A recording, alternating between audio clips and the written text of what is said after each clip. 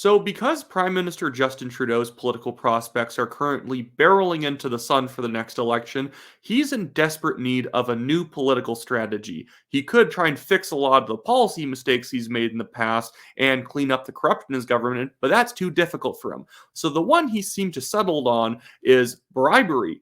He is going to try and bribe Canadians with their own money into trying to vote for him again. Spoiler alert, this isn't actually going to work. At the very least, it's going to be a lot of fun to watch. So the Liberal Party has been releasing videos like this, where under the guise of just criticizing Pure Polyev and the Conservatives' program of austerity, the Liberals get to advertise to Canadians just how much money they're willing to throw at them, pretending like they're going to make your life better, and the Conservatives aren't. This is effectively, again, just trying to bribe Canadians with their own taxpayer money by basically stealing money from Canadians with excessive taxation and then giving it back to people in these really bloated programs that nobody really ever accesses. And even if you do access it, it's not worth the money and the inflation. But here's Trudeau trying to fearmonger against the Conservatives while promoting all of the money he's spending on you. Pierre Poilievre has continued to promote austerity and cuts as the path forward for Canada and for Canadians. Before I let him keep going, isn't it kind of just odd how he seems to always be on the teetering edge of almost crying in every speech he does? I don't know why that's his only acting style, is sounding really, really emotionally concerned about something, as if the tears are about to come out now because I'm just so passionate about bloated government programs. Sorry, but I'll let him go. He is wrong.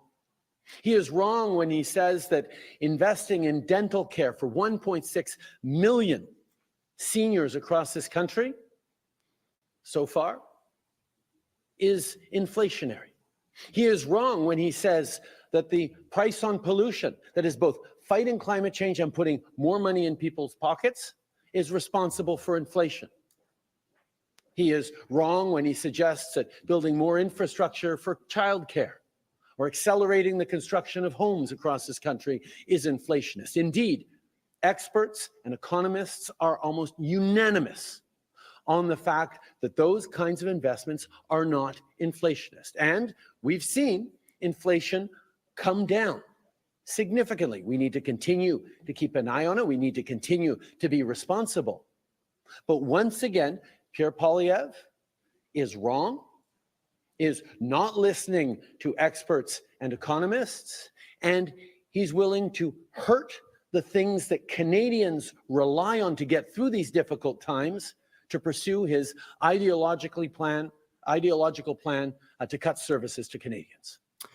Okay, is that making y'all want to vote for Justin Trudeau now? I hope not, because if you're watching this show, I hope you have a brain.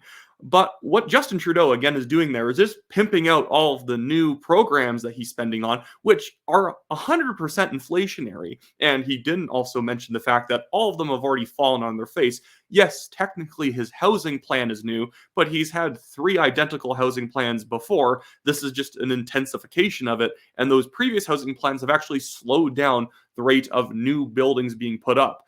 And the dental care plan is a complete joke. Oh, he thinks it's inflationary to spend $1.6 billion on seniors' dental care. Well, you're not even, you're spending, it's like the most pure form of inflation I've ever seen. They're spending $1.6 billion on this plan, taking it out of the economy, and barely any dentists are signing up to this universal dental program, because the way that they're going to somehow get you free dental care, which is just, paid for by taxpayers, is trying to force dentists to take way less money than they usually would accept for their procedures. So, dentists don't want to do that, so they haven't signed up. All of the other things, him mentioning the carbon tax rebate as if that's not already a dead issue. Even in the origin point province of the carbon tax, British Columbia, only 29% of people actually want to keep their provincial carbon tax, and federally, the numbers are even worse outside of Quebec, where for some reason the carbon tax is popular because it's a Quebec-based solution. It doesn't really matter. But the idea that he's going to keep citing experts in the face of Canadians actually hurting is quite amazing. I think people have gotten really tired of the expert talk that I'm supposed to just be in favor of policies that are objectively hurting me on my own personal finance ledger at the end of the day, because somebody from some university who doesn't live in the real world told me that the rebate's actually benefiting me, even though if you take into effect not just gasoline, heating costs, grocery costs, but also the costs on every other good in the economy, as well as the increased amount of bureaucracy in the federal government that taxpayers pay for on all this stuff, that nobody is making a single cent off of it. You can make any policy look good on paper if you mess with the numbers enough. When you actually have to live with the policies, that's when you see how well it works. Every terrible policy throughout human history has always had numerous experts saying that on paper it should actually work by the end of the day, and as it continues to fail, those same experts just say, well, the plan wasn't done well enough or the plan wasn't big enough, and it always goes through that normal cycle. And again, he's like fear-mongering against Pure Poilievre making cuts to these specific programs. I'm not sure what programs Pure Poilievre is going to cut, but the federal budget went up by 66% since 2015 after Harper left office. I don't think that all that's necessary spending. But this is Justin Trudeau's new election plan, that he is going to take money away from you, or print new money, which is another way of taking money away from you, and offer you these big dollar sign programs that are apparently being given to you that nobody can actually access and are not even benefiting anyone.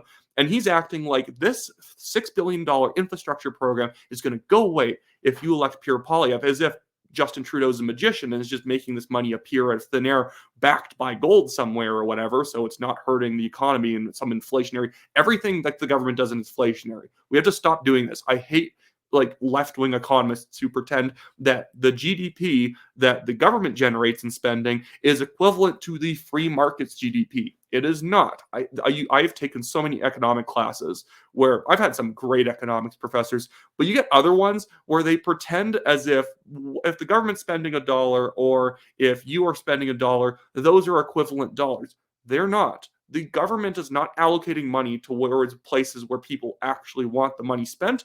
It is putting money in different places of the economy based on political priorities, not actually market priorities. But we all will pretend that the government has market solutions with stuff like the carbon tax and other sort of green energy restrictions and subsidies because it's going into the market, so it's a market-based solution. All this stuff drives me up the wall. But yeah, this is bribery, and I think for Canada to move forward, not only do we need Pierre Poilievre and the Conservatives to get elected and form the next government in Canada, but we also have to end the mentality that somehow the government spending money on like the public, them spending taxpayer dollars is altruistic. It's not altruistic to take other money, people's money, and spend it on other people. Sometimes it's necessary. I'm fine with arguing whether it's necessary or not. Obviously, we need disability programs. Obviously, there needs to be some sort of EI programs. We need some sort of charitable spending that comes from the government. We need some healthcare programs. Obviously, even if somehow we had a privatized healthcare industry, like the country of Georgia has a fully privatized public healthcare system. I'm not advocating for any type of system in Canada, but even in their fully private system, they still have public spending. Obviously, public spending is always going to exist, but it doesn't mean that the government cares more about you because they are willing to spend a higher portion of the GDP on you. They're really just not letting you spend your own money on the things that you want. It's actually very selfish because let's not pretend that just because public servants are called public servants, that they are not spending money based on their own interests. Bureaucrats have their own interests, and their interests are to expand the programs, start new programs, have more staff that justify them having larger salaries because, hey, I now manage 50 employees under me, not 20. I better get $150,000 a year in my salary rather than 120. This goes on all the time in the government. Just because it's not the private sector and people aren't exactly making, tens of millions of dollars a year doesn't mean that there aren't very self-interested people running the governmental programs and making sure that they can expand these programs in order to justify hiring more staff who will then vote for the governing party because they effectively rely on them for their income. Ugh. Mini rant on economics. Hopefully you guys don't mind. But that should be it for me today, talking about Justin Trudeau's bribery campaign for the next election. I just quickly want to plug the fact that I, Wyatt Claypool, am running for the Calgary Signal Hill Conservative Party nomination. this is what the riding boundaries will look like on the west side of Calgary after they get redrawn at the end of April. If you live in this riding, buy a Conservative Party membership and mark me number 1 on your nomination ballot. Check out my website, wyattclaypool.com. And if you don't live in the riding, consider donating to the TNT Legal Fund. We get lawsuits quite often by random people who have no case against us. They send libel notices, or they actually go through with fully trying to sue us for dumb defamation matters, basically just trying to abuse us with legal costs.